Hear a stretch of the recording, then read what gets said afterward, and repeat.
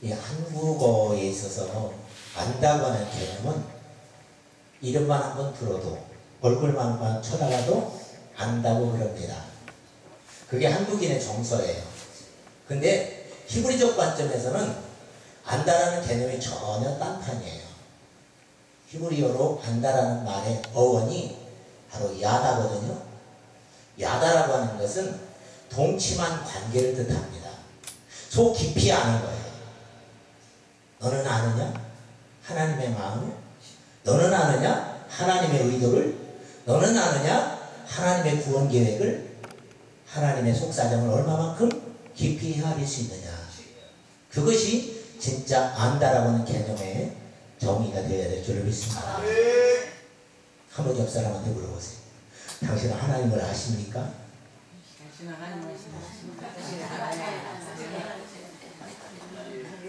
하나님을 알려면 제일 먼저 선행돼야 될 것이 있어요. 그게 뭐냐면 만나야 됩니다. 만나야 역사가 이루어져요. 다음 다시 물어봐요. 몇 번이나 만났어? 하나님과의 만남은 하나님은 영이시기 때문에 우리가 가시적인 만남을 이룰 수는 없습니다. 불가시적인데 영적 체험을 말합니다. 하나님 앞에의 만남은 특별히 말씀을 통해서 만나고 기도를 통해서 만나고 꿈으로 만나고 음성으로 만나고 하나님이 보이지 않는 놀라운 천하만물의 모든 피조물의 세계 속에서 하나님의 능력과 권세가 감추어져 있기 때문에 우리가 간접적으로 하나님을 만날 수 있는 통로들이 있습니다. 그 하나님과의 만남이 얼마나 깊어지느냐에 따라서 하나님의 깊은 속사정을 헤아릴 수 있는 그런 은혜가 주어질 줄 믿습니다.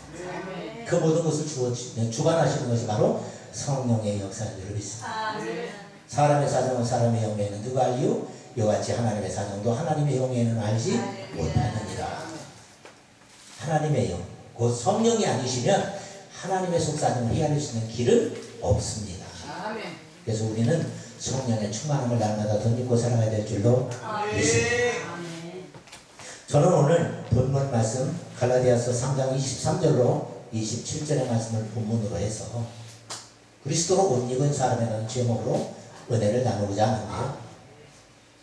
이 본문에 들어가기 앞서서 우리는 마태복음 22장에 나오는 예수님이 혼인잔치의 비유에 대한 말씀을 잠깐 돌아보기로 원합니다. 왜냐? 그 혼인잔치의 비유의 말씀 맨 끝부분에 예수님께서 모든 말씀을 마치시고 정의를 내린 부분이 있어요. 그게 뭐냐? 청함을 받은 자는 많되 택함을 입은 자는 적으리라 하는 말씀입니다. 여러분, 나는 청함을 받은 자인가 택함을 입은 자인가 돌아보는 시간이 되기를 바랍니다. 그것은 굉장히 중요한 부분입니다. 왜냐? 수준 차이가 있어요. 차원이 달라요. 우리가 잘 알듯이 성막에는 바깥들이 있고 성소가 있고 지성소가 있습니다. 안뜰이 있고 성소가 있고 지성소가 있어요. 계시록 11장에 보면 두 증인의 역사가 나옵니다. 어떤 역사입니까? 성전과 제단과 그 안에서 경배하는 자들을 청량하는 역사입니다. 그것은 바로 하나님의 마지막 인치시는 작업을 의미합니다. 이 인침의 대상이 바로 성전과 제단과 그 안에서 경배하는 자들에게 해당되는 것이고 성전 마당은 해당 안 됩니다. 그것은 이방인들에게 내어주어서 42달 동안 짓밟히는 슬픈 역사를 경험하는 곳입니다. 그렇기 때문에 우리는 성소 내지는 지성소 안에 들어가야 됩니다. 많은 사람들이 지금 현재 신앙생활 속에서 교회 생활을 감당하며 성소 생활을 하고 있습니다. 성소에는 세 가지 기물이 있죠. 떡상이 있고 등대가 있고 분향단이 그것입니다. 이 떡상과 등대와 분향단은 무엇이 우리에게 시사하는 부분이 무엇이냐?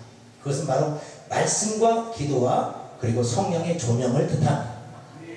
오늘날 우리가 말씀을 아무리 보고 듣는다 할지라도 성령의 감화와 감동으로 성경은 성령의 감동으로 기록된 것인데 성령께서 깨닫게 해주지 않으면 로고스의 말씀에 불과합니다.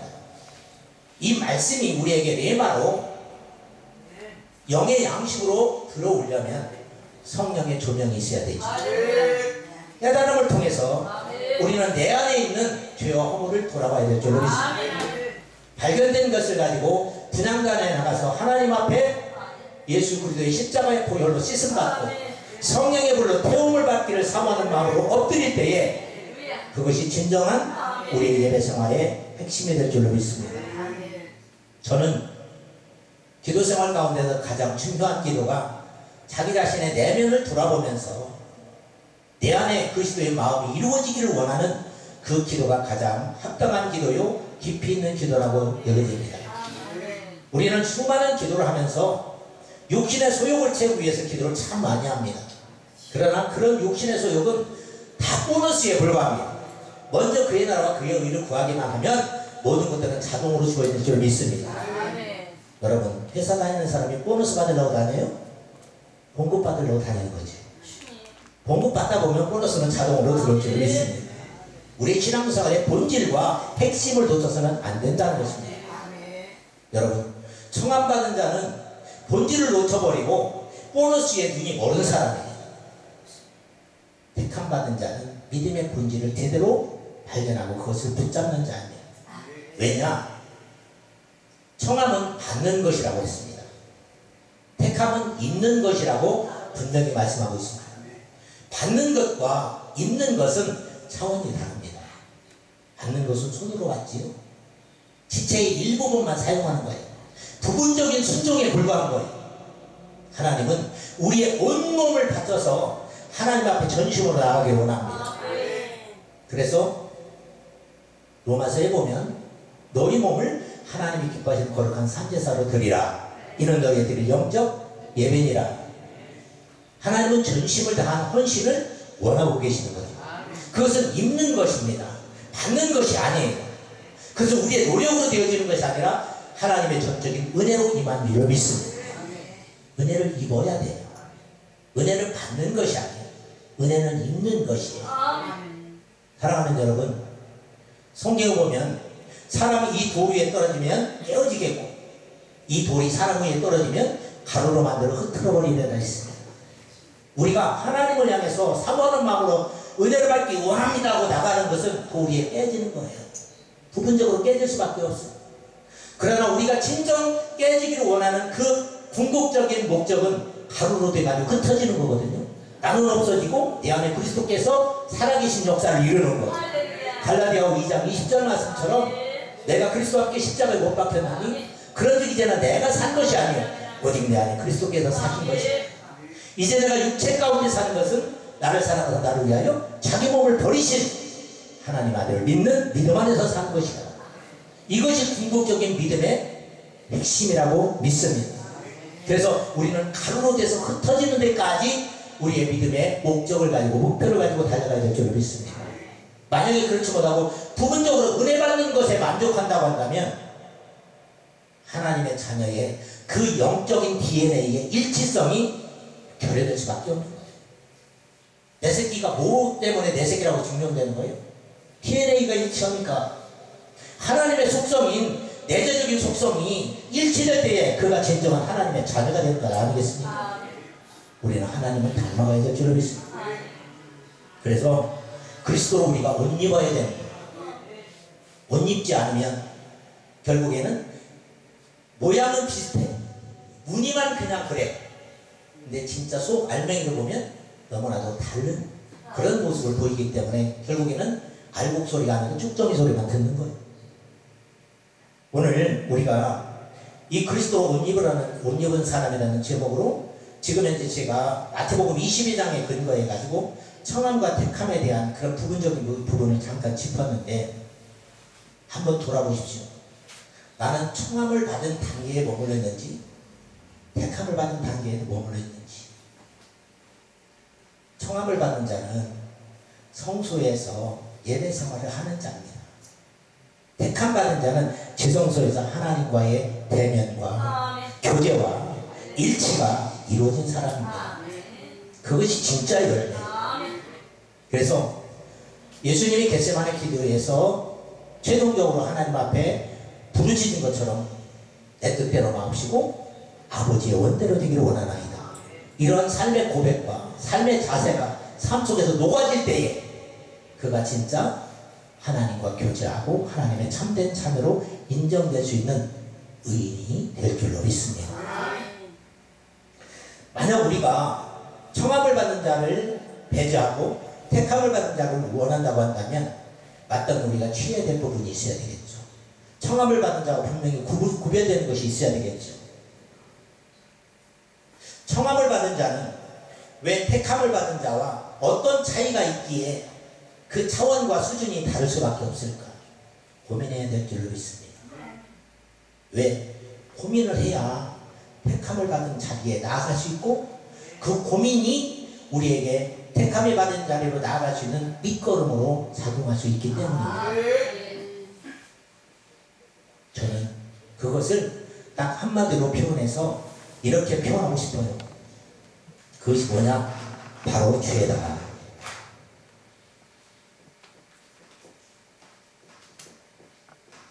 죄라는 말을 이렇게 쓰죠. 이게 넉사자에다가 이게 안일비자예요. 네 가지 아닌 것이 죄예요. 하나님이 옳지 않게 여기시는 네 가지 조건이 죄라고 해요. 성경에서는 분명하게 이 네 가지 죄를 우리에게 지정하고 있고 또한 해답게 하고 있고 교훈하고 있어요. 말씀을 잠깐 찾아보면서 네 가지를 한번 돌아볼까 합니다. 왜냐? 죄 가지고는 갈 수 없는 곳이 천국이에요. 그죠? 이 천국은 죄 가지고는 못 가요. 죄가 해결돼야지. 네. 로마서 12장을 한번 찾아보시면 고맙겠습니다.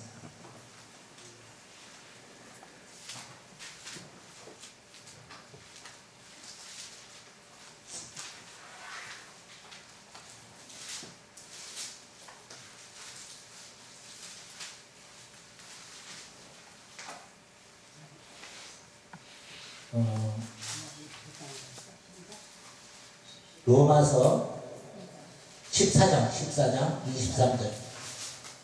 로마서 14장 23절. 자, 찾으신 분이, 제일 먼저 찾으신 분이 읽어주시면 시간이 절약될 줄 믿습니다. 의심하고 먹는 자는 정죄되었나니 이는 믿음을 따라 하지 아니었기 때문이라. 믿음을 따라 하지 아니하는 것은 다 죄니라. 아멘. 예, 분명히 정의를 하고 있죠. 믿음을 따라 하지 않은 것이 죄다.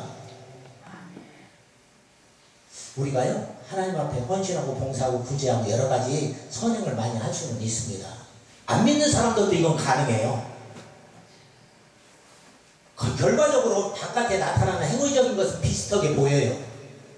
근데 사람은 외모를 보느냐, 나 여호와는 중심을 보느니라. 하나님은 그 속사정을 먼저 보시는 거예요. 네가 무슨 동기로 무슨 의도로 그것을 감당했느냐, 그것을 보시는 하나님이에요. 그러면 믿음을 따라 하지 않았다는 것은 뭐냐? 믿음의 그 근본은 뭡니까? 믿음은 들음에서 나면, 들음은 그리스도로 만나느니라. 아멘? 그래요. 예수 그리스도의 말씀에 근거하지 않은 그 모든 행동들이 다 죄예요. 말씀에 근거하지 않은 행동들, 말씀에서 벗어난 행동들, 그 모든 것들이 죄라고 하는 분명한 사실입니다. 오늘 우리는 이것을 너무 간과하고 있는 부분이 많아요. 그죠? 교회 출석 잘하면, 헌금 많이 하면 1등인 줄 알고 겉으로 나타나는 그 부분인 것이 전부가 아니잖아요. 나타난 것은 보이는 것으로 말미암은 것이 아니니라. 그죠? 부모가 자식을 낳는데 외형적인 행위로 봐서는 관계를 했으니까 아이를 낳지만 그 관계 이전에 사랑하는 마음이 있어야 그 관계를 하잖아요. 사랑이 눈에 보입니까? 안 보이죠. 관계는 눈에 보일 수 있어. 그러나 사랑은 안 보여. 그러나 그 아이를 잉태하는 데는 절대적으로 사랑이 전제가 되지 않으면 안 되는 거잖아요. 사랑하는 여러분, 우리가 믿음이라고 하는 이 믿음, 우리가 눈에 보이는 믿음이 아니라 하나님이 인정하는 그 믿음이 과연 얼마나 온전한 믿음으로 감당되었느냐에 따라서 죄가 될 수도 있고 의가 될 수도 있다는 사실을 기억해야 될 줄 믿습니다. 두 번째로 요한복음 6장에서 말씀을 한번 찾아볼까요? 16장 요한복음 16장 9절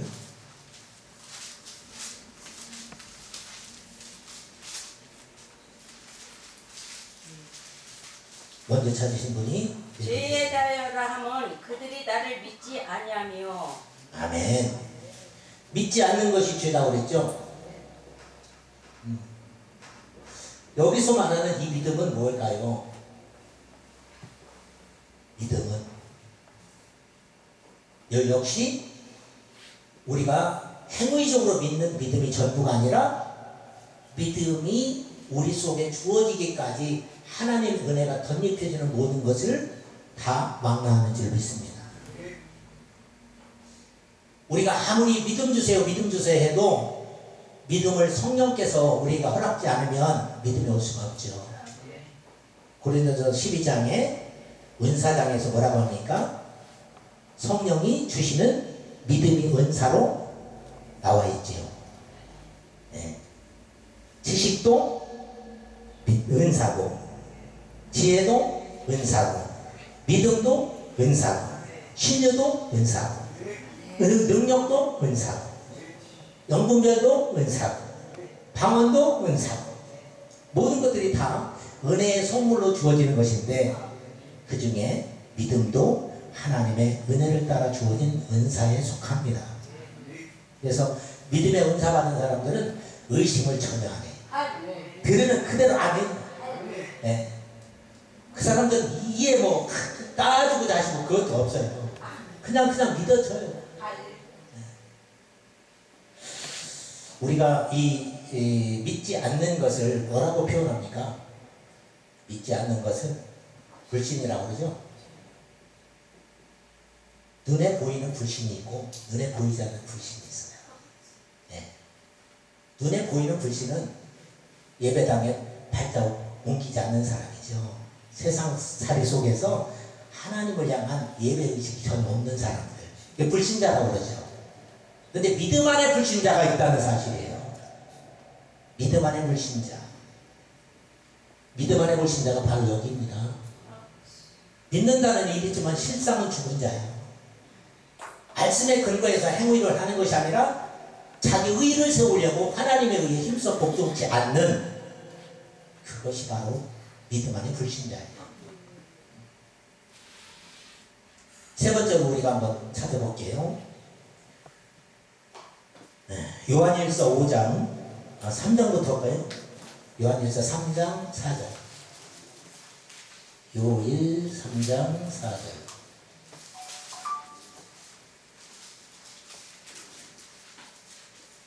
네, 찾으신 분? 죄를 짓는 자마다 불법을 행하나니 죄는 불법이라. 아, 네, 그렇습니다. 불법이 곧 죄라고 그랬어요. 불법이라고 하는 게 뭐예요? 법을 떠난 것, 법에 저촉되는 것, 그것이 불법이죠. 불법자는 어떻게 됩니까? 정죄받죠? 정죄받는 다음에 어떻게 돼요? 수형돼요. 갇혀. 그리고 죄수로 복역해요. 그죠? 네. 불법자는 반드시 형을 살아야 됩니다. 그런데 문제가 하나 있어요. 눈에 보이는 죄가 있고 눈에 보이지 않는 죄가 있어요. 우리가 율법과 복음에 대해서 말하잖아요. 예수님께서 바리새인, 서기관, 사두개인, 율법사, 제사장들에게 말씀을 전하시면서 가장 그들을 책망하고 나무랐던 부분들이 그들은 율법에 너무 눈이 멀었기 때문에 복음적인 부분에서 눈이 떠지지 않은 것에 대해서 책망을 많이 하신 것을 볼 수 있습니다. 그래서 너희가 가늠치 말라 하는 말을 들었거니와 내가 다시 너희에게 이르노니 사람마다 누구든지 음욕을 품은 자는 이미 가늠하였느니라. 마음으로 미워하는 자마다 이미 살인하였느니라. 예, 율법적인 죄와 복음적인 죄의 개념이 다르다는 사실을 깨우치고 계십니다. 눈에 보이지 않는 죄가 있고 눈에 보이는 죄가 있어요. 그러면 우리가 지금 현재 여기에서 불법이라고 하는 이 불법은 어떤 죄를 말씀하고 있는 건가요? 보이지 않는 죄까지 다 포함된 줄로 믿습니다. 하나님의 말씀을 떠난 모든 것이 죄라고 하는 말을 하마르티어라고 그러죠. 이 하마르티어라는 것은 관역에서 빛났다, 관역에서 빗나갔다, 빗나간 거예요. 관역이 있어요. 이게 말씀의 관역이에요. 근데 말씀과 상관없이 어긋나는 행동들, 말씀과 상관없는 모든 것들이 다 죄의 개념이에요. 아까 여기서 말씀한 것처럼 믿음 따라 하지 않은, 말씀에 근거하지 않은 모든 것들이 여기서 죄라고 지적한 것처럼 여기서 마찬가지로 이 불법도 역시 말씀에서 벗어난 모든 것들이 죄라고 또 지적하고 있어요.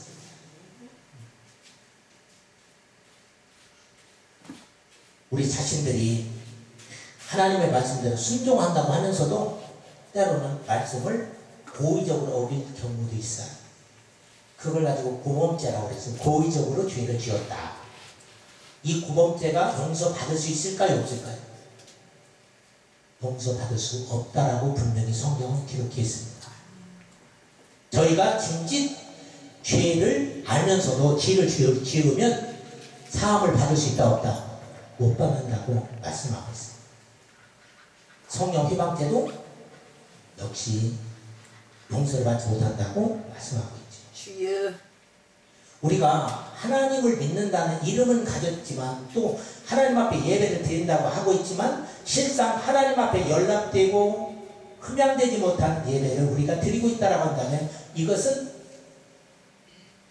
우리의 생명을 얻는 길이 아니라 죄를 짓는 결과밖에 되지 않는다는 사실을 기억해야 됩니다. 네.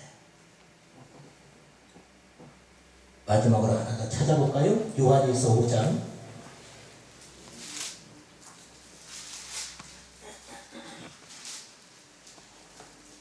17절의 말씀입니다. 요한일서 5장 17절. 모든 불의가 죄로 돼 사망에 이르지 아니하는 죄가 있도다. 아멘. 불의가 죄라고 그랬죠. 요한일서 5장 17절. 모든 불의가 죄로 돼 사망에 이르지 아니하는 죄도 있도다. 그러니까 불의가 죄이긴 죄인데 죽지 않은 죄도 있대요. 좀 희망이 가요. 이게 어떤 죄일까요? 로마서 12장 2절로 3절에 있는 그 말씀이 바로 그것을 지적하는 말씀이에요. 저희가 하나님께 대한 열심이 있으나 하나님의 의를 쫓은 것이 아니라 자기 의를 세우려고 힘써 하나님의 의에 복종치 아니하였느니라. 네, 자기 의를 세우고 자기 따라합시다. 불의는 자기 의다. 자기. 내가 옳다는 것을 드러내고 인정받고 싶은 마음에 행동하는 모든 것들이 불의예요. 하나님이 옳다고 인정해야 되는데 자기가 옳다고 인정받고 싶어서 스스로 자기 몸을 위선으로 똘똘 뭉쳐서 그렇게 하는 것들, 그것이 죄라고 표현하고 있습니다. 여러분, 여기에 해당되지 않는 사람이 있을까요? 여기에 해당되는 것이 없어야 청함을 받은 자가 아니라 택함을 받은 자가 될 수 있습니다. 아멘. 아멘. 이렇게 되려면 어떻게 돼야 되냐?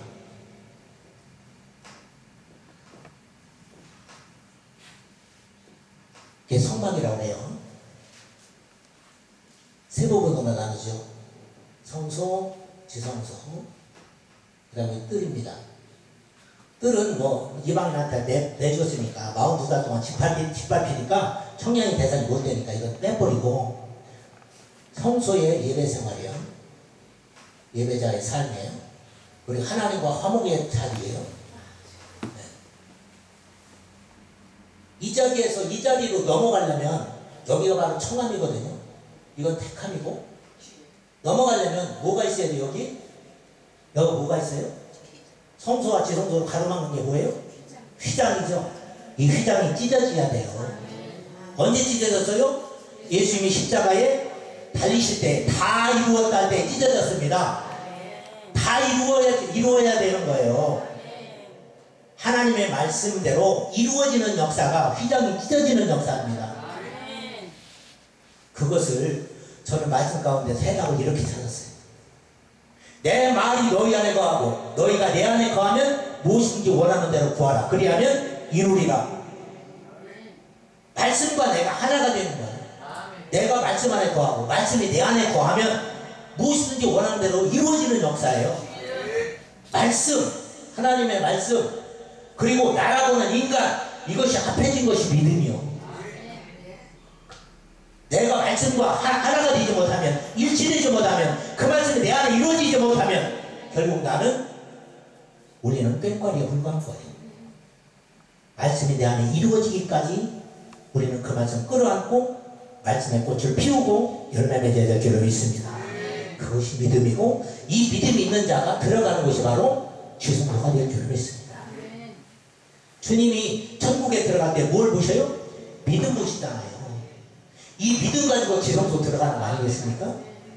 이게 들어가려면 이 휘장이 찢어져야 된단 말이에요. 이 믿음으로 휘장이 찢어지는 것이 뭐냐? 마음의 할례예요. 너희는 옷을 찢지 말고 마음을 찢고 여호와께로 돌이킬지어다. 이 통해자복의 역사인 줄로 믿습니다. 이것이 이루어지면 그 사람의 택함의 자리로 들어가는 거예요.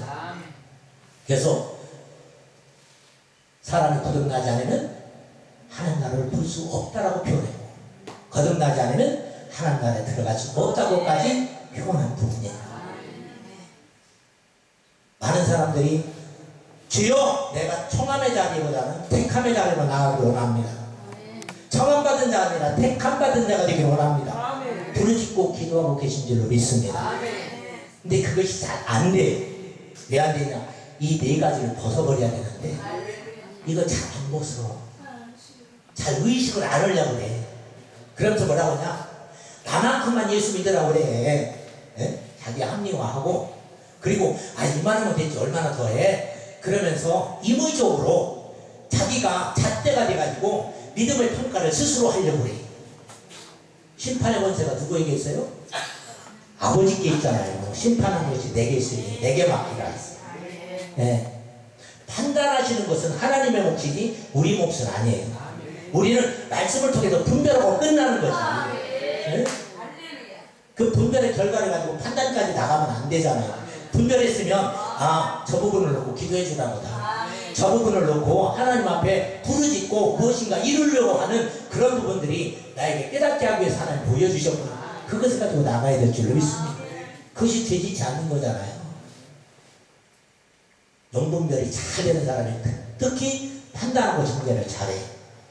월권하는 법이 때문에 내 자리까지만 지키면 끝나는데 하나님의 자리까지 넘어가고, 이 네 가지, 하나님이 원치 않는 이 네 가지 죄, 이것이 해결돼야만이 천국에 들어갈 수 있다는 사실은 엄연한 사실이잖아요. 그리고 이 네 가지 죄가 해결된 그 사람이 진정한 믿음의 사람입니다. 이 믿음을 가지고 들어가는 것이 지성소의 역사요, 하나님과 화목의 자리에 일치하는 그런 믿음의 열매가 되어질 줄로 믿습니다. 오늘날 우리가 마태복음 22장 그 혼인잔치의 비유에서 나와 있듯이 수많은 사람들이 예수님께서 사거리 길에서 어중이 떠중이 다 데리고 와서 내 집을 채우라고 했을 때 다 들어가기는 했습니다. 이게 청함받은 자는 엄청 많아요. 예. 그런데 임금이 가서 잔치가 얼마나 무너지고 있는지 그것을 확인하러 갔을 때 거기서 예복이 입지 않은 사람을 발견하잖아요. 그리고 그에게 말합니다. 너는 어찌하여 예복을 입지 않느냐? 그가 뭐라고 했어요? 유구무원이라. 입이 있어도 할 말이 없어.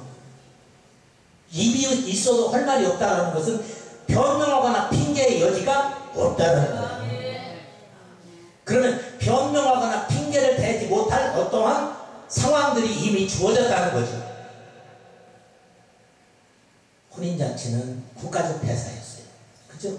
임금이 자기 아들을 위한 혼인잔치잖아요.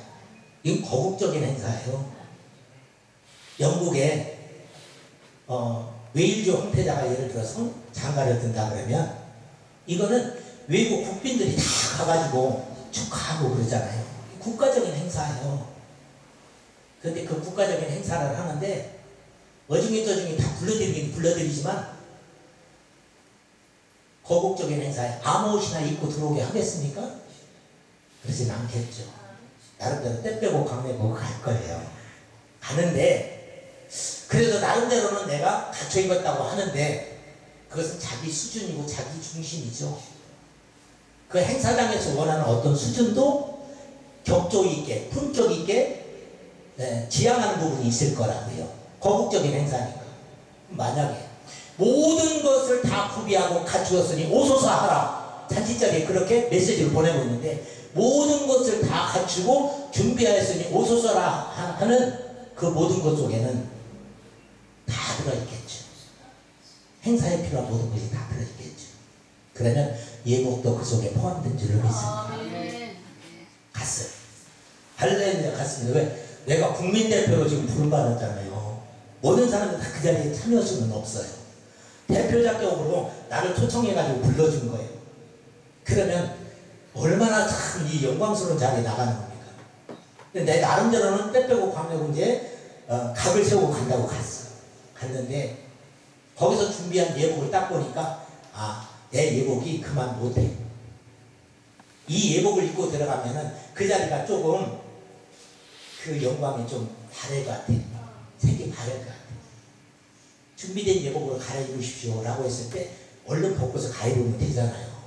근데 이만하면 되지 뭘 그렇게 그냥 귀찮게 옷 갈아입으라고 해. 그럼 그냥 들어가 버렸어. 바로 그 사람. 자기 임의적으로 자기 중심으로 하나님의 말씀의 기준이 엄밀하게 살아있음에도 불구하고 자기 임의적으로 하나님의 말씀의 잣대를 자기에다 맞춰 입는 사람. 그러니까 유고문이요. 너 왜 이 예복을 입지 않았냐? 유고문이요. 막 입에서도 말을 못하는 거예요. 다 준비가 돼서 갈아입기만 하면 되는데 갈아입지 못하고 있으니 핑계를 댈 거리가 없는 거예요. 오늘날 우리 믿음 생활을 보시오. 예수님께서 너희는 의의 옷을 입으라고 그랬어요. 그 의의 옷을 입기 전에 우리가 먼저 해야 될 것은 죄의 옷을 벗어버리는 거잖아요. 네? 따라합시다. 벗고 씻고 갈아입자. 우리는 믿음 생활 가운데서 이 3단계가 항상 적용돼야 돼. 네? 옛사람을 벗어버리고 하나님을 따라 의와 진리의 거룩함으로 지으심을 받은 새 사람을 입으라. 입기 전에 씻고 입으면 더 달라야지. 예. 때 꼬질꼬질한데 옷만 갈아입었다고 해가지고 때 빼고 광면 어디 갔습니까? 그래요. 그래서 벗고 씻고 입는 작업이 반드시 필요합니다. 이것이 믿음 생활의 핵심이 되어야 될 줄 믿습니다. 그래서 청함을 받는 자와 택함을 받는 자의 차이는 엄밀하게 다른 거예요. 네. 저와 여러분이 예수님을 만나는 그 순간에 하나님 앞에 우리도 혼인잔치의 비유처럼 예복을 입었느냐 안 입었느냐 그것이 평가될 날이 올 줄을 믿습니다. 성도들이 하나님 앞에 입어야 될 옷도 있어요. 저는 오늘 옷장사로 하러 온 건 아닌데 5가지로 성도가 입어야 될 옷을 말씀드리고 말씀을 맺을까 합니다. 어떤 옷이 있어야 될까? 제일 첫 번째로 성도들은 항상 매일같이 입는 옷이 있어야 될 줄 압니다. 그것을 뭐라고 그래요? 평상복이라고 그러죠? 평상복. 믿음의 평상복은 뭘까요? 우리가 입어야 될 믿음의 평상복.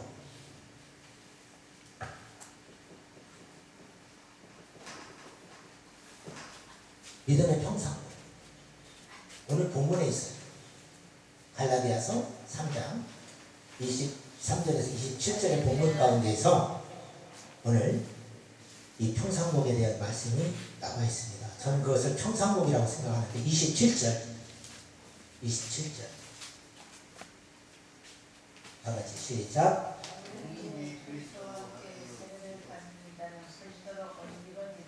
아멘. 형상복은 예수 그리스도로 옷 입는 거예요. 예수 그리스도로 옷 입는 것을 저는 뭐라고 정의를 내리고 싶냐면, 따라합시다. 오직 예수. 우리는 항상 이 오직 예수가 우리의 평상, 일상적인 생활 속에 바탕이 되어야 될 줄 믿습니다. 예수를 믿는 사람은, 예수로 충만한 사람은 건드리기만 해도 예수가 나와야 되잖아요. 네? 제가 예전에 집사 시절에 길 가다가 이게 툭 걸려갖고 넘어지면 아버지! 아이고! 이런 소리가 나왔는데, 이제 조금 물이 들어가다 보니까, 말씀에 물이 들어가다 보니까 걸리면 튀어! 이게 나오더라고요. 입이 다 꺼지더라고요. 그리스도와 합하여 세례를 받은 자는 이미 그리스도로 옷 입은 자. 세례를 받으면 옷을 입은 거예요. 세례는 죽었다가 살아나는 거죠. 십자가와 부활이 분명해야 될 줄 믿습니다. 저는 우리 교회에서 설교하면서 항상 그것을 많이 강조를 하는데, 죽는 것이 확실할 때에 살아나는 것이 분명해집니다. 죽으려면 100% 죽어야지, 99%만 죽고 1%만 살아서도 숨이 까딱까딱 살아있는 거기 때문에 그건 완전히 죽은 것이 아니다. 100% 죽어야 완전한 부활이 이루어진다. 죽으려면 확실히 죽어요. 어저께는 내가 이만큼 죽었어. 60% 죽었어. 70% 죽었어. 이만하면 됐지 하고서 살았는데, 눈 뜨고 보니까 아직도 30% 40% 남아있는 것이 나를 스게 고개를 들고서 내가 누군데 이게 또 나오네. 그러니까 아직도 살아있는 30% 40%를 나의 기도 제목으로 삼고 또다시 엎드리는 거예요. 또 죽어지는 거예요. 그럴 때 20% 30%도 또 감수가 되고, 또 남아있는 것 같고 또 하나님 앞에 엎드릴 때에 더 죽어지고. 그래서 저는 사도 바울이 가장 멋진 말을 남겼다고 생각하는데, 나는 날마다 죽노라. 죽노라.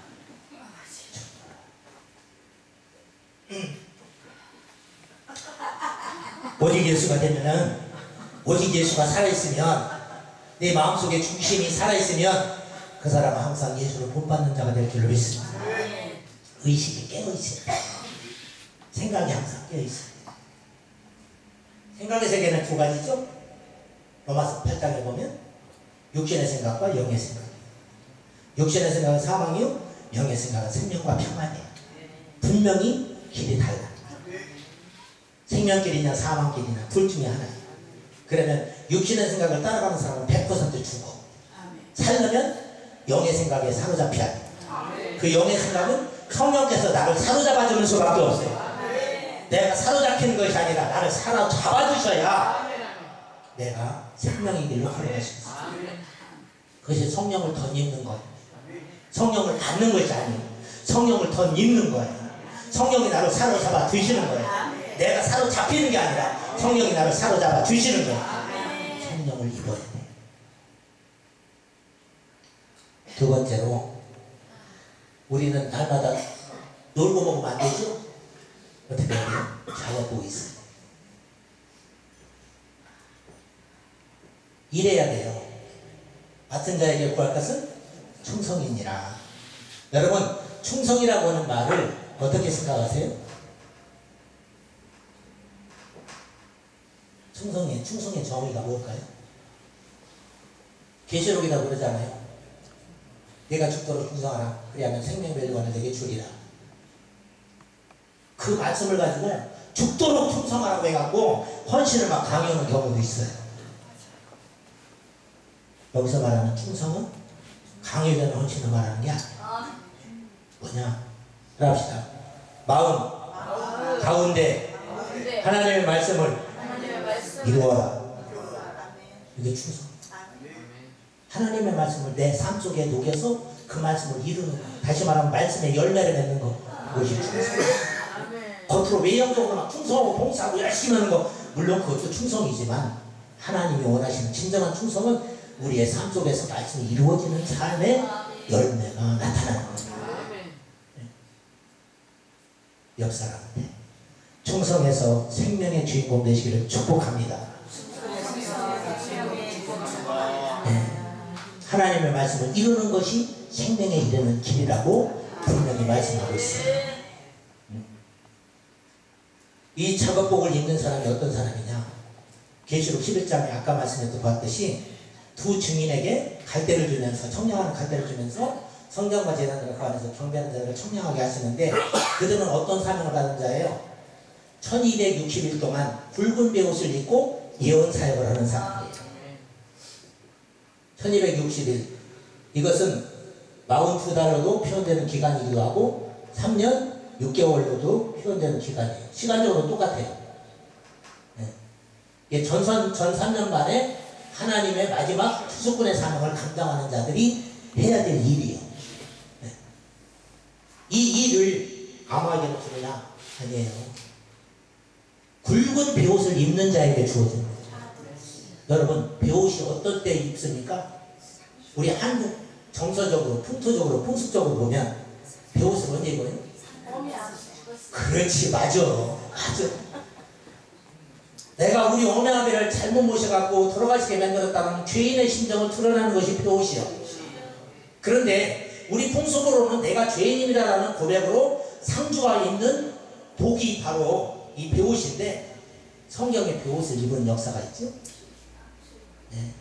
히스기야가 선지자의 경고를 말씀을 듣고 왕복을 벗고 굵은 베옷을 입고 제후에 앉아서 티끌을 날리면서 주여 내가 주를 어떻게 모셨는지 어떻게 섬겼는지 추억하여 주시옵소서라고 하면서 자기의 생명을 구하는 역사가 있죠.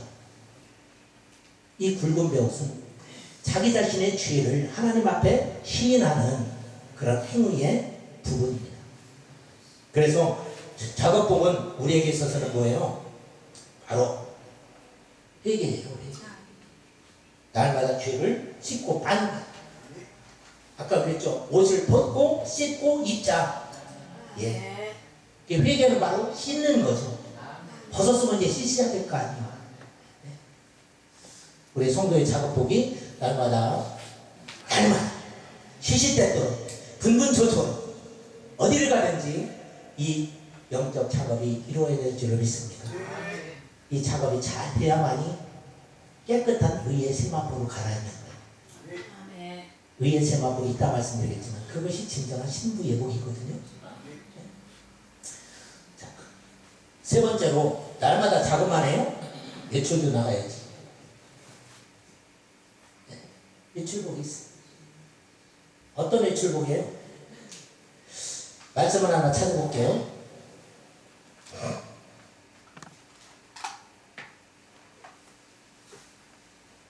로마서 13장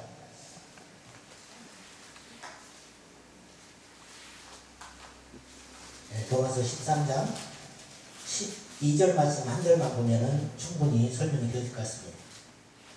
밤이 깊고 낮이 가까웠으니 그러므로 우리가 어둠의 일을 벗고 빛의 갑옷을 입자. 아멘. 어둠의 일을 벗고 빛의 갑옷을 입자. 이 빛의 갑옷이 바로 외출복이요.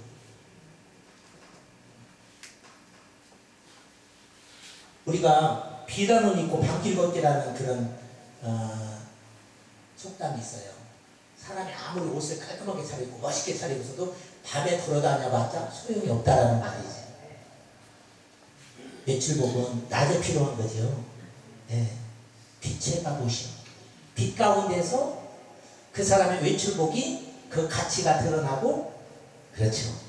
네. 빛의 갑옷을 입어야 돼요. 이 빛의 갑옷을 입기 전에 선행돼야 될 것이 바로 어둠의 일을 벗는 거죠. 아까도 말씀드렸지만 벗고 입는 작업이 계속 이렇게 말씀 가운데서 드러나고 있는 걸 보아요. 벗어버릴 것이 벗어지고 입어져야 될 것이 분명하게 입어지고 죽어져야 될 것이 확실할 때에 다시 살아나는 것이 분명하고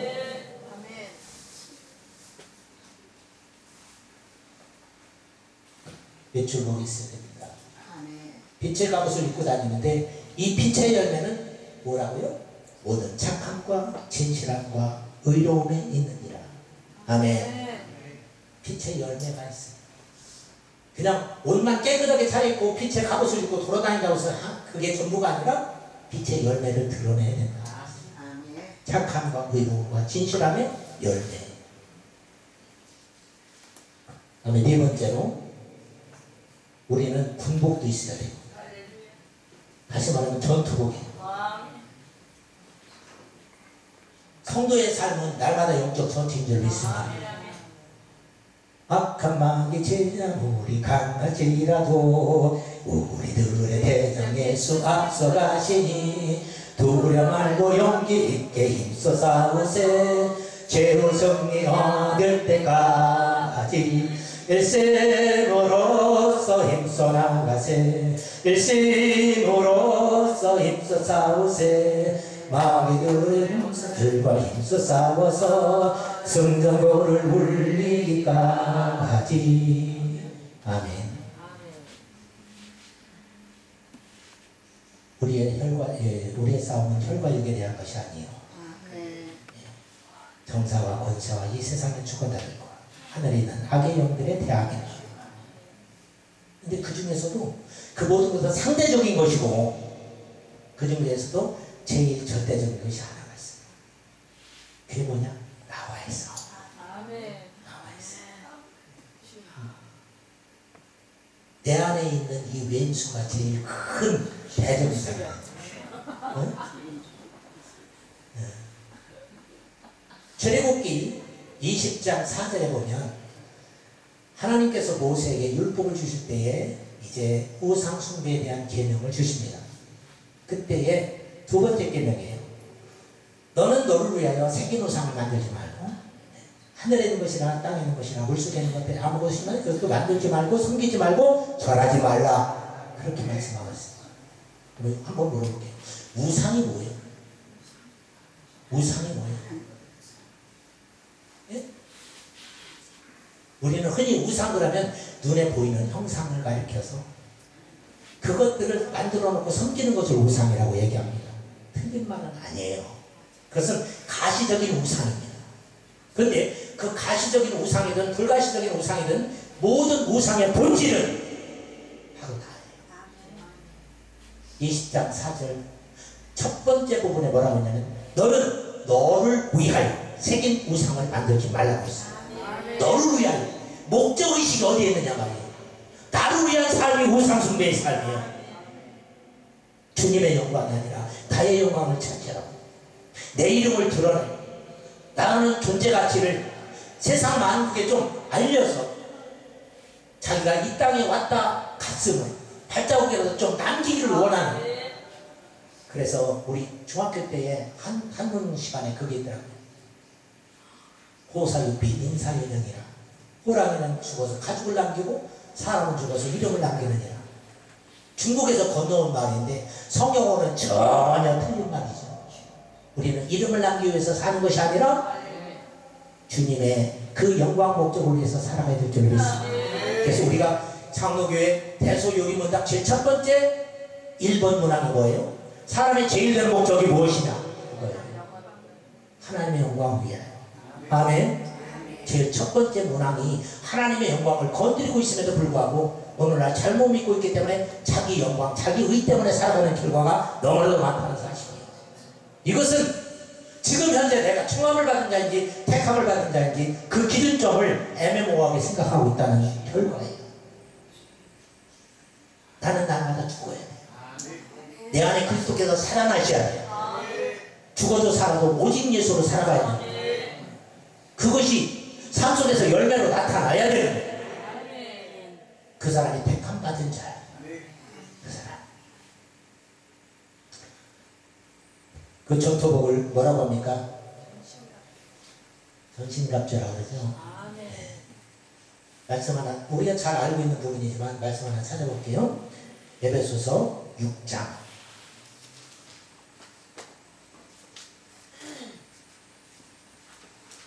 에베소서 6장 10절로 13절의 말씀인데 제가 간략하게 좀 짧게 정리해서 말씀을 읽어드리겠습니다. 너희가 주 안에서와 그 힘의 능력으로 강건해지고 마귀의 관계를 능히 대적하기 위하여 하나님의 전신갑주를 입으라. 전신갑주를 입어야 될 필요성이 뭐예요? 목적이 바로 마귀의 관계를 능히 대적하기 위한 거라고 했어요. 우리의 씨름은 혈과 육을 상대하는 것이 아니요 통치자들과 권세들과 이 세상의 이 어둠의 세상 주관자들과 하늘에 있는 악의 영들을 상대함이라. 그러므로 하나님의 전신갑주를 취하라. 이는 이유가 또 나오고 있죠. 아까는 목적이고 여기는 이유예요. 악한 날의 능히가 너희가 능히 대적하고 모든 일을 행한 후에 서기 위함이라. 모든 일을 행한 후에 서기 위함이라. 이것은 어디에 서기 위함이라는 거예요? 하나님 앞에서. 사람 앞에서는 아니에요. 자기 인생 넘어지느냐 서느냐 그 문제가 아니에요. 마지막 날에 서기 위함. 하나님 앞에 담대하게 서기 위함. 이것이 바로 전신갑주를 입어야 될 필요성이고 이유고 목적이라는 거예요. 여러분은 얼마나 싸우고 계십니까? 날마다 무장해제하고서 그냥 니나노고 이렇게 하는 거 아니에요? 날마다 싸워야 돼요. 사도 바울이 날마다 죽노라고 그랬잖아요. 죽는 것이 싸우는 거잖아요. 나의 옛사람과 그것이 싸워서 새 사람을 던지는 작업이 이루어지는 것, 그것이 영적 전체인 줄 믿습니다. 마지막으로 하나, 이제 계시록 19장에 보면 말씀이 하나 나오는데 뭐냐? 바로 신부 예복이 나옵니다. 그리스도의 신부의 예복. 말씀 하나 찾아볼게요. 계시록 19장 7절로 8절 말씀. 우리가 즐거워하고 크게 기뻐하며 그에게 영광을 돌리세. 어린 양의 혼인 기약이 이르렀고 그의 아내가 자신을 준비하였으므로 그에게 빛나고 깨끗한 세마포옷을 입도록 허락하셨으니 이 세마포옷은 성도들의 옳은 행실이로다 하더라. 아멘. 성도들의 옳은 행실이 빛나고 깨끗한 세마포의 내용이에요. 이 빛나고 깨끗한 세마포는 예수 그리스도 함께 혼인잔치에 들어가서 혼인식에 입을 신부의 예복입니다. 우리는 다 그리스도의 신부 후보생들이죠. 후보생입니다. 의자왕의 삼천궁녀하고 살았다고 하는데 그게 실제인지 가짜인지는 모르겠어요. 만약에 그것이 가설이 사실이라고 한다면 3,000명의 궁녀들이 오직 의자왕 하나 보고 살아가는 거잖아요. 그죠? 그러면 어떻게 자기 자신을 어떻게 단장할까요? 예? 아이, 뭐 왕이 나를 보든 말든 나는 궁에 들어가서 사는 그 자체로 나는 행복해. 그걸로 끝나야 될까요? 아니면 왕의 승언을 받기를 원할까요? 승언을 받기를 원하죠? 예. 그러려면 눈에 띄어야 될 거 아니에요.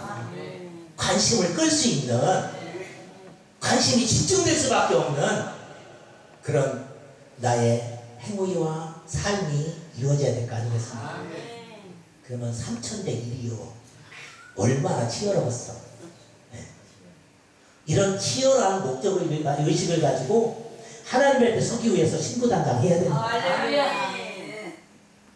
옆 사람한테 돌아보니까 당신이 내 라이벌이네. 시작.